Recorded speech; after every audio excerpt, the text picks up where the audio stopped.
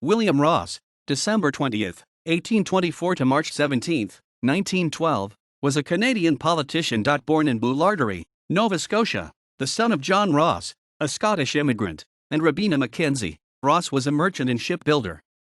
In 1855, he married Eliza Moore. He represented Victoria County in the Nova Scotia House of Assembly from 1857 to 1867. He was elected to the first Canadian Parliament in 1867. From 1873 to 1874, he was the Minister of Militia and Defence.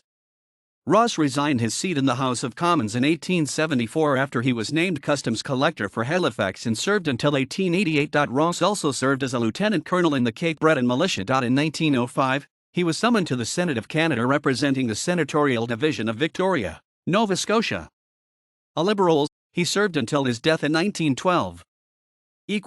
References